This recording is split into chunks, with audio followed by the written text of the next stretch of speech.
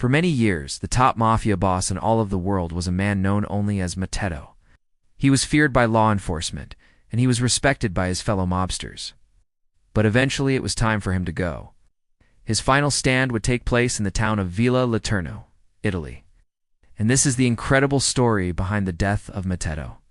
Our story begins with the rising tensions between the Italian mafia and the police force that was trying to bring them down. It started in the 1970s when a police officer named Giovanni Falcone began taking down the Sicilian mafia. This was not an easy task, because the mafia had a lot of power. They were involved in all sorts of illegal activities, including gambling, extortion, and drug trafficking.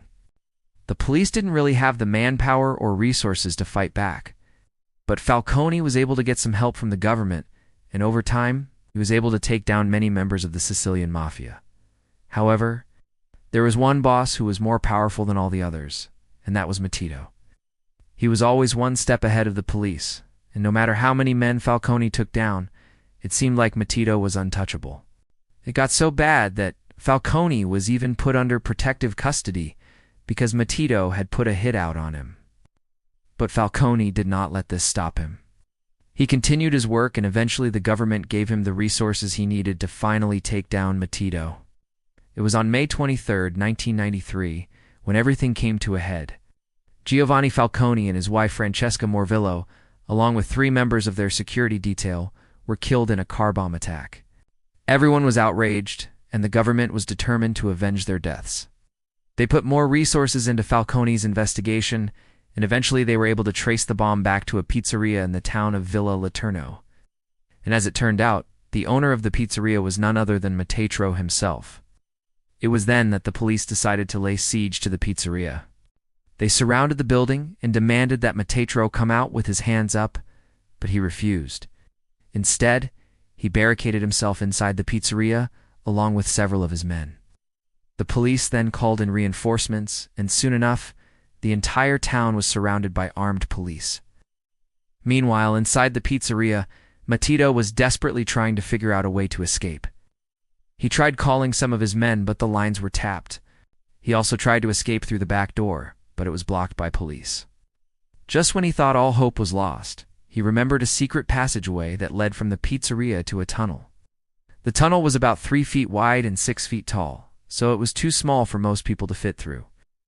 But Matteo was short for his age, and he was desperate to escape, so he decided to try anyway. He crawled through the tunnel and came out on the other side.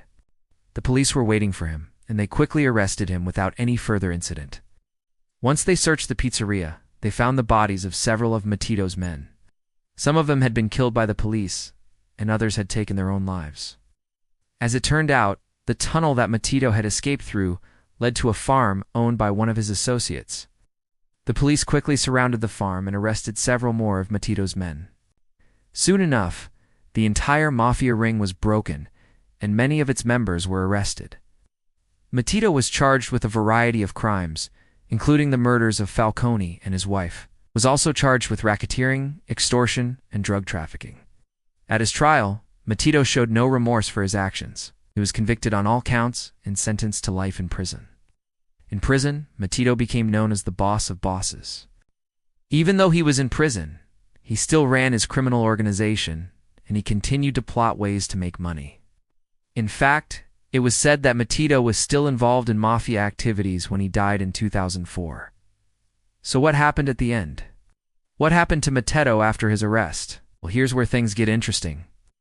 After being convicted, Matteo was sent to a maximum security prison in solitary confinement.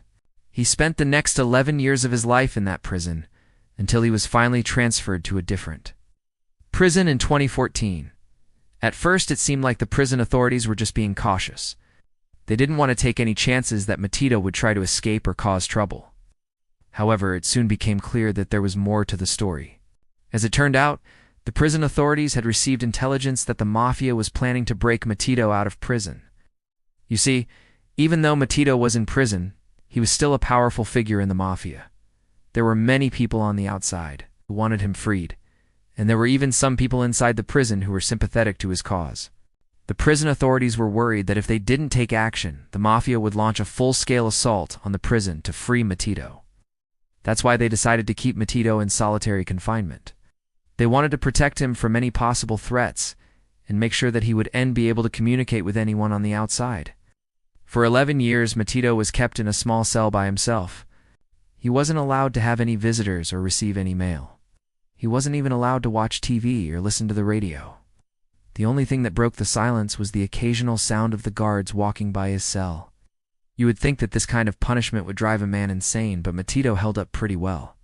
He knew why he was being kept in solitary confinement, and he was willing to endure it for as long as necessary. He was a true boss, even in prison. However, as the years went by, the prison authorities realized that they couldn't keep Matito in solitary confinement forever. They had to move him somewhere else. That's why in 2014, Matito was transferred to a different prison. But even at his new prison, Matito was not allowed to mingle with the other prisoners. He was still kept in a separate wing of the prison, away from everyone else. Matito was now in his 80s, and he was starting to feel the effects of his old age. He was not the same powerful mobster that he once was. But even in his old age, Matito was still feared by the prison authorities. They knew that he was still dangerous, and they didn't want to take any chances. In the end, Matito spent the last years of his life in prison, never seeing the light of day again. He died in prison on November 12, 2015, at the age of 80. Even in death, Matito was a legend in the world of organized crime. He was a ruthless mobster who had ruled the Mafia with an iron fist. He was the boss of bosses, and he will never be forgotten. What do you think? Was Matito a hero or a villain? Let me know your thoughts. Thanks for watching. Please like and comment.